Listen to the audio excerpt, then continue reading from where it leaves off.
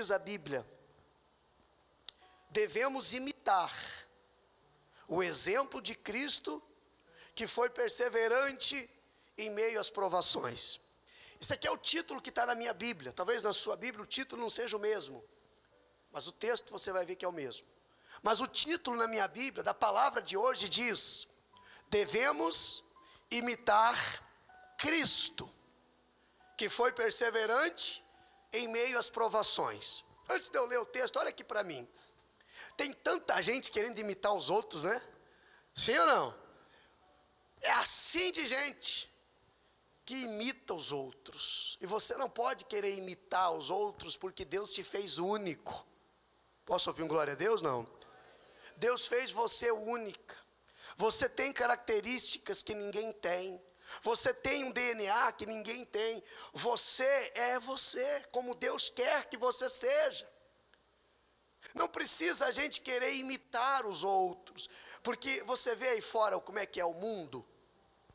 As pessoas veem alguém com sucesso, vê alguém, um homem de sucesso, um artista famoso, uma atriz famosa, um jogador famoso, já quer começar a imitar. Eles criam a moda e todo mundo imita. É assim que funciona. Todo mundo quer imitar porque aquela pessoa tem sucesso, mas ninguém sabe da trajetória dela. Porque se soubesse, ia pensar 10 vezes antes de querer imitar. Porque todo mundo que tem sucesso, que tem uma fama, que chegou a um determinado lugar, que levantou o troféu, que conquistou, tem uma história de sofrimento, de lutas, de entrega, de renúncia. E isso ninguém quer imitar. Mas todo mundo quer um resultado igual o daquela pessoa de sucesso. Quem está entendendo? E uns vivem imitando os outros e esquecem de ser quem realmente Deus as fez para serem. Se você entender que você é exatamente do jeito que era para você ser, porque foi Deus quem te fez, foi Ele quem formou você desta forma, você já vai partir do seguinte princípio: eu tenho tudo o que eu preciso para conquistar uma vida feliz, uma vida abençoada. Depende só de mim. Eu não preciso ficar imitando os outros, ou então fazendo comparação. A pior desgraça do ser humano, de nós seres humanos, é ficar se comparando com os outros, ficar usando a medida dos outros para medir a nós mesmos. Ah, mas eu gostaria de ser como ela. Olha só como ela, Deus foi generoso com ela. Olha o cabelo dela, olha o corpo dela, olha isso dele, olha o carro dele, olha não sei o que dela. E fica se comparando com os outros, e esquece de focar na sua própria vida, e esquece de olhar para si, e entender que Deus fez você exatamente como você era para ser, e que você pode ser feliz, do jeito que você é. E ponto. E Deus não precisa de condições para que isso aconteça, mas Ele precisa que você acredite em você. Tem muita gente que diz que crê em Deus, mas sabe por que não vence na vida? Vou te falar, posso ou não? Não se ofenda não, gente, mas é para te abençoar. Porque diz que crê em Deus, mas não acredita em si mesmo. Sempre tem alguém melhor do que ela, sempre tem alguém mais bonita do que ela, sempre tem alguém mais capaz do que ele. Não, você tem que dizer: eu sou melhor no que eu faço, eu sou melhor no que eu faço, eu sou uma boa mãe, eu sou uma boa esposa, sim. Ah, mas ele nem acha tanto isso, pastor. Não importa, você tem que ter bons olhos consigo mesmo. A senhora tem que ter bons olhos consigo mesma. Filha, tenha bons olhos consigo. Filho, tenha bons olhos. A Bíblia diz que os olhos, nós já vamos aqui no texto, são a lâmpada do corpo. Se os seus olhos são maus, o teu corpo está cheio de trevas. Se os seus olhos são bons, o teu corpo está cheio de luz. Como é que está? O corpo é vida. Como é que está a vida? Como é que está o casamento? Como é que está lá na sua casa? Como é que você está profissionalmente falando? Pastor, tudo em trevas. É por causa dos maus olhos, se vê como um mau profissional. É claro que você tem que se capacitar. É claro que você tem que correr atrás de aprender mais, de estudar mais, se tiver oportunidade. Fazer um curso a mais, se profissionalizar um pouco mais, para não ficar para trás. Mas acreditar no seu potencial e imitar só Jesus. Imitar Cristo. Imitar Jesus. Quando você entender isso, você nunca mais vai se sentir menosprezado, inferiorizado. Tem gente que sofre, sabe com o quê? Complexo de inferioridade. E ela nem sabe que tem gente olhando para ela e dizendo assim, ó, eu queria ter a vida que ela tem. E ela querendo ter a vida dos outros. O ser humano nunca está feliz, né? Está na montanha, quer ir para o mar. Aí desce a serra para ir para o mar. Aí gostou tanto do mar que comprou uma casa na praia. Aí está na praia, quer ir para a montanha. Aí sai do mar e sobe a serra para a montanha. E vive insatisfeito com tudo. A insatisfação é o que faz você desistir dos seus ideais. Mas insatisfação não com as coisas, consigo mesmo. Você tem que amar a sua vida, amar o que você faz, ter prazer no que você faz. Tem que fazer o contrário, ao invés de ir para o trabalho chorando e voltar para casa sorrindo, porque está saindo do trabalho, ir trabalhar sorrindo, porque eu amo o que eu faço, eu amo o meu trabalho, é de onde eu tiro o meu sustento, é onde alguém um dia acreditou em mim, onde eu tenho clientes que acreditam em mim, onde tem um patrão que confiou em mim, onde tem colegas de trabalho me observando e tendo até desejo de ser igual a mim. Você se valorizar. Não acredita em você mesmo, como é que quer que alguém acredite? Como é que alguém fica elogiando, chamando de, o meu marido não me elogia, pastor, ou a minha esposa não me elogia, mas você mesmo diz que é feia, que é gorda, que é magra, que é alta, que é baixa, porque isso não são padrões de beleza. É o que o mundo impôs, que para ser bonito tem que ser alto ou baixo, não sei. O mundo impôs um padrão de beleza. Sabe qual é o padrão de beleza para mim? É eu me sentir bem, eu estar bem comigo mesmo. Tem horas que eu estou mais gordinho, tem horas que eu estou um pouco mais gordo, tem horas que eu estou um pouco mais. É você se sentir bem com aquilo que você quer para você. Não para tem gente que vai para a academia, não que eu tenha estudando aqui que são o problema de alguém que vai para a academia, que tem alguns aqui que, né, que a gente olha e fala assim, puxa vida, hein? Ou inveja santa. Mas é uma inveja santa, né? Se eu pudesse. Mas você não tem que fazer isso para que os outros vejam isso. Se você vai e você gosta, continue. Mas se você vai só para querer mostrar para alguém que você faz, está errado. Se você gosta do cabelo preto e você pinta de loiro porque os outros gostam que você fique com o cabelo, você vai ser infeliz. Você vai ser infeliz. Se você gosta de usar rosa e as pessoas falam que você não fica bem, e você usa branco porque agrada os outros, você vai ser infeliz. Tem gente que vive em função de agradar e satisfazer a vontade dos outros.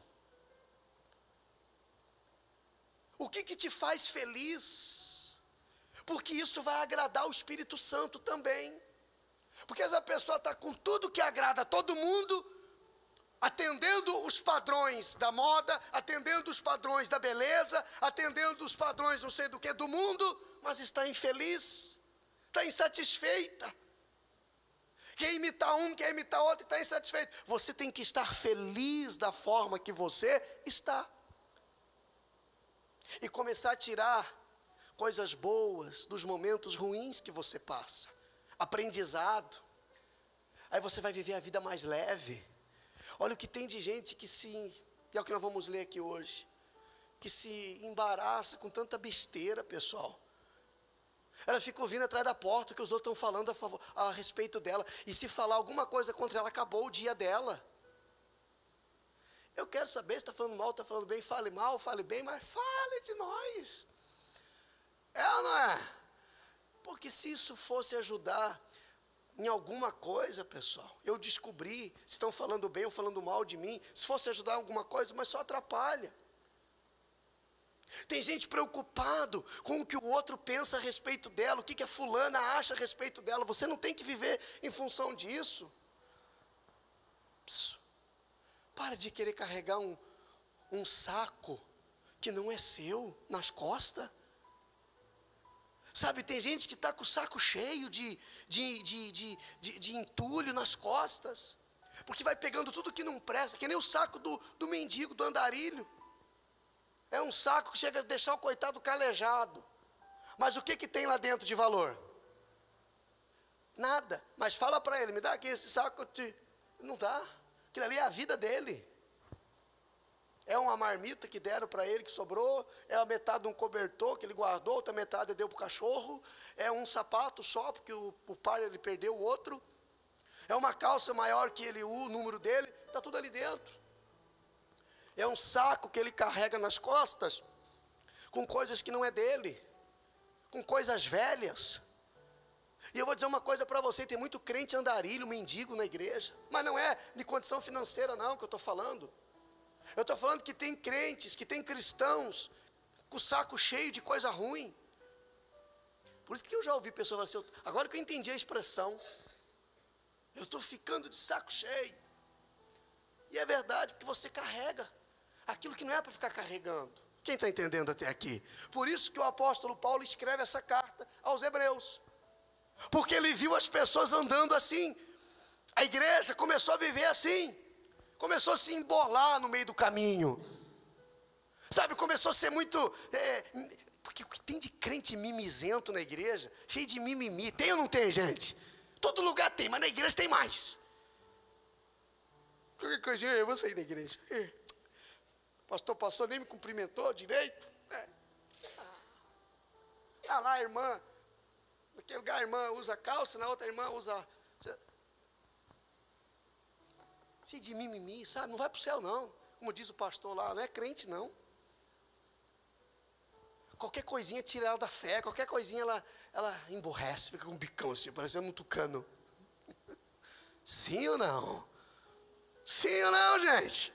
Me ajuda aí. Ele diz assim, ó.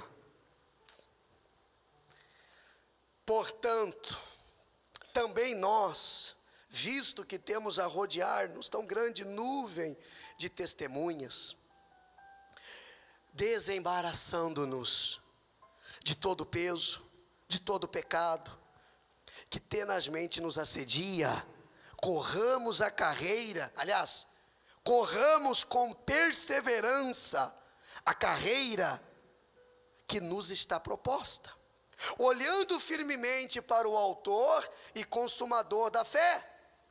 Quem, gente? Qual o nome dele? Jesus, diga bem alto.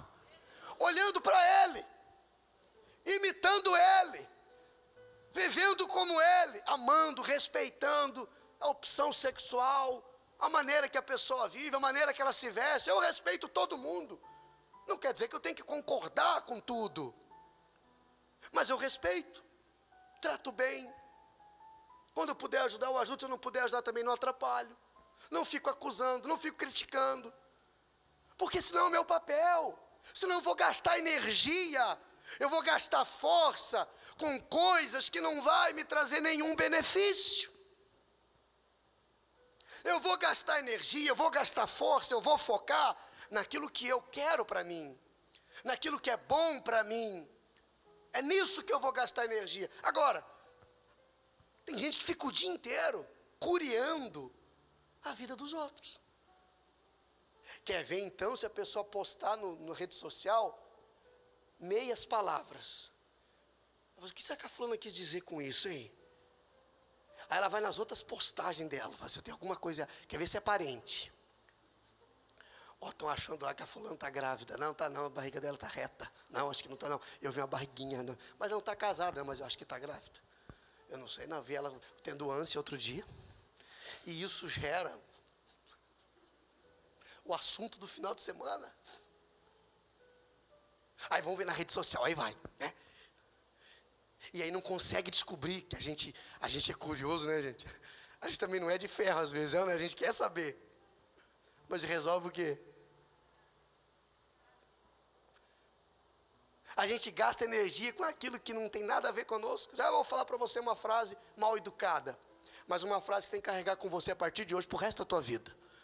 É uma frase, hoje eu vou te ensinar a falar uma coisa mal educada, mas vai te ajudar. Daqui a pouco eu vou te falar. Se você prestar atenção, você vai entender. E Paulo está dizendo, por que vocês não se desembaraçam? Como é que vocês vão correr embaraçado? Nós temos uma carreira que nos está proposta. Vencer nesse mundo, ter uma vida de felicidade, conquistar a nossa família, ter uma família saudável, um relacionamento saudável. Pô, dá para a gente viver a vida mais leve, pessoal. Enquanto que a gente fica preocupado com todo mundo, se embaraçando com todo mundo, querendo resolver problemas que não são nossos. O que eu conheço de gente que vem na igreja pedir atendimento, pedir orientação, para resolver problema dos outros, e eu fico pensando assim, que eu não sou tão mal educado, sou só um pouco, mas eu tenho vontade de perguntar assim, mas o que a senhora tem a ver com isso? Não, mas é a minha filha, pastor, que está casada com fulano, mas não é problema seu mais. Não é, pastor? Não. Sua filha é problema seu enquanto ela estiver dentro da sua casa. O seu filho é problema seu enquanto ele estiver dentro de baixo. O seu filho casou ontem. Agora a vida dele, a esposa dele são problema deles. Só não tem que mais carregar problemas deles. Não tem mais que sofrer com o problema deles. Não precisa mais, porque mesmo que a senhora quisesse, dona Vera, a senhora não ia conseguir. E aí a gente se frustra. Quando a pessoa tenta resolver um problema, por que tem muita gente frustrada? Porque tem muita gente querendo resolver o problema dos outros. Aí não resolve o problema dos outros e não tem tempo para resolver o seu. Por isso que Paulo falou, desembaraçando-nos, corramos a carreira que nos está proposta. Deus tem um propósito para você. Levante a mão direita. Diga assim, Deus tem um propósito para a minha vida. Amém? E você tem que correr atrás disso, para que isso se realize. Mas se você fica gastando sua energia, gastando sua força com problemas dos outros, você não vai conseguir chegar lá e vai se frustrar no meio do caminho. Ele diz, olhando, para onde nós temos que olhar? Firmemente para o autor e consumador da fé, Jesus. É o único que não vai nos decepcionar.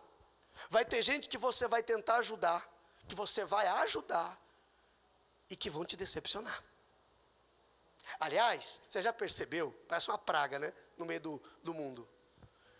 A pessoa que você mais quer ajudar é a pessoa que você mais se decepciona. Quem já percebeu isso já? Isso é uma lei da natureza, parece.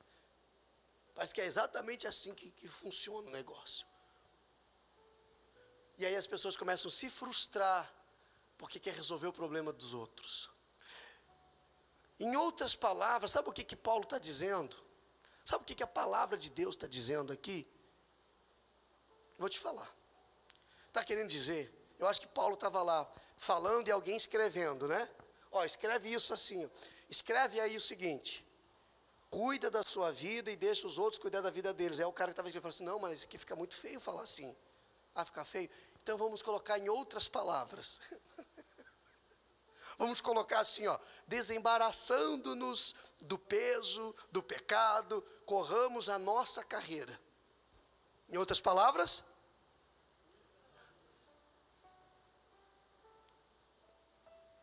Quem entendeu?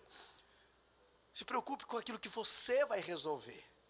Invista naquilo que você pode fazer. Lembra que eu comecei pregando sobre você acreditar em você? Às vezes tem pessoas que elas querem se sentir bem, sabe como? Ajudando os outros, fazendo pelos outros,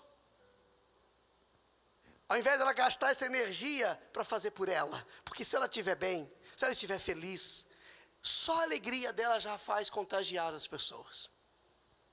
Só de vocês conversar com alguém quando você está bem, a pessoa já quer saber o que você está fazendo para estar bem assim. Mentira ou verdade? Então vamos aprender uma coisa nessa manhã, pessoal. Coloca aquela frase aí, a frase que eu falei. Leia comigo, gente. Isso não é problema meu. Agora fala bem alto. Agora fala mais alto ainda. Não deixa, eu não quero ser chato não, mas fala de novo bem alto. Eu quero que você comece a falar essa frase.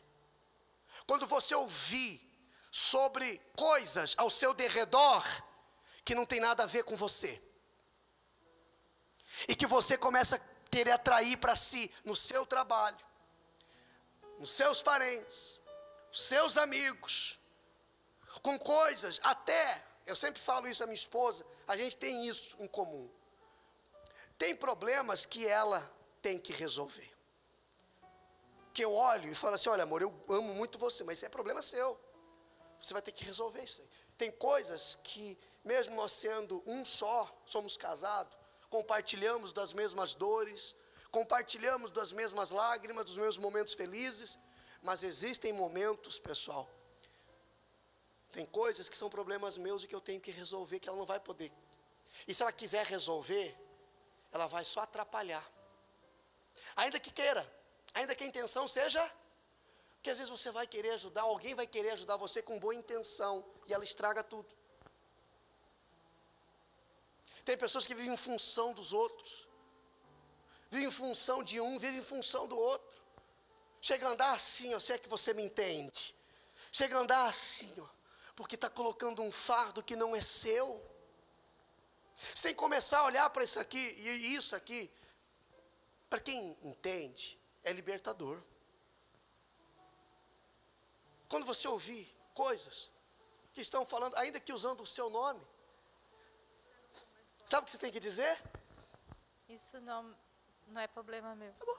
Quem está falando é ela, quem vai prestar conta é ela, quem tem que resolver é ela. E aí você se liberta. Sabe, você fica leve, não é assim? Isso não é problema meu. Na igreja tem que ser assim. Dentro da sua casa tem que ser assim. Você tem que saber dividir as coisas. O que é problema seu e o que não é problema seu. Porque você só vai poder resolver o que é problema seu. O que é problema dela, a senhora não vai conseguir resolver. Porque é um problema dela. Quem está entendendo até aqui, pessoal? Puxa vida, gente. Isso liberta você. Isso me faz ter convicção que vocês, a partir de hoje, vão viver até melhor. Vão viver até mais. Porque tem gente que vive menos, sabia? Porque vive querendo resolver o problema dos outros. Não aproveita o que Deus deu, o que tem, as coisas, seus momentos. Poderia estar descansando, poderia estar lá no Caribe. Poderia estar passeando, mas está querendo resolver o problema dos outros. Eu atendo você na igreja, eu oro por você na igreja, mas eu como pastor tenho que me policiar muito com isso.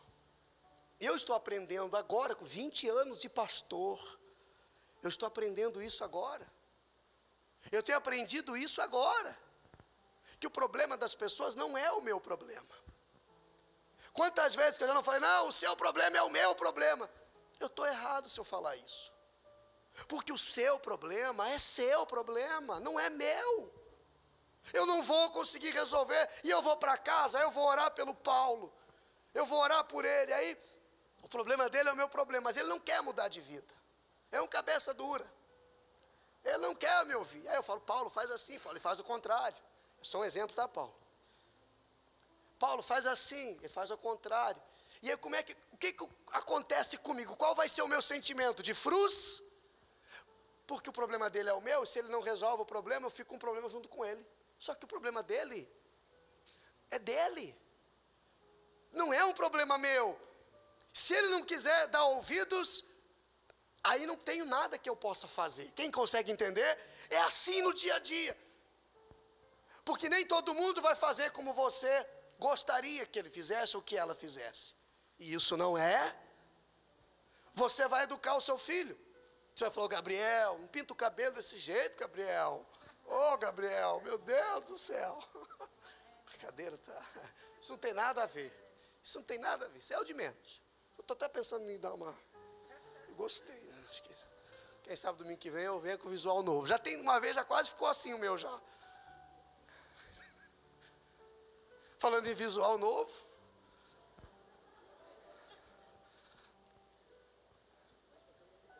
O André falou assim, pastor, eu quero um milagre, eu quero ter cabelo nessa igreja. Até aqui o cabelo cresce, pessoal. Deus abençoe. Ela deve ter doído a beça, né? Tá coisa mais linda, rapaz. Ainda bem que é casado, né? Bem casado, né? Porque senão, amém. Coisa mais querida, esse pessoal. Então aqui nós temos uns padrões de beleza assim, magníficos. O povo que gosta de... E não tem problema com isso. Isso é um problema deles. Não, porque daqui a pouco é um comentário no final de semana. Rapaz, isso é problema deles. Cuide do seu, antes que caia. Está amarrado, né? Em nome de Jesus. Mas você cuida dos outros, o seu fica mal cuidado. Mas então a gente descontrai, mas isso é o que nós temos visto todos os dias. Um querendo resolver o problema do outro e sofrendo.